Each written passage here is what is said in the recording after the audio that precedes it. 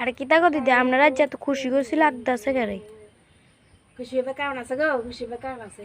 আজকে আমরা আবুর বাবা কইছে বেটা কইছে বেগুন ভর্তা করতাম। তো আমি তো বেগুন ভর্তা করতাম জানি না, এগুলো তো বেটারা করতে পারি না, শরম লাগে। তো যাক কই গেছে গরম তো লাগবে। এরপর দিকিটা করছি একবার গেছে ঘুরতে ঘুরতে, আমি তো যাই চাই, কেউ কয়নি, কেউ তো পরামর্শ হয়নি। এবারে গেছে রিপেরি আর করে নি দিদি কিতাও করেন। তো দিদি করছে না ডাটা মার দিয়ে কাটল দিয়েছি কুদির আনছি। তো এরপর দিই আমি আবার দাঁড়া রয়েছি, আমি বইয়ের না এবার দিয়ে বেড়ে গেছে কিতা করতে দাঁড়া রয়েছেন যে আগে যে নাই বেগুন ভর্তা করমু বাড়ির যাই কাম আছে এরও বেশি বেটি বইলা কর। এরপর দিয়ে আমি করছেন আপনি কিতা আনছেন। এবারে হেন করতে করতে করতে করতে আগে করছে আমি কিন্তু বইয়ের না, বই কথা কর না। আরে বই কথা কইতাম কি, আমি বেগুন ভর্তা করবো বাড়ি যাই বাতা আনবো আর কিতা কাম বেশি বিস্তার।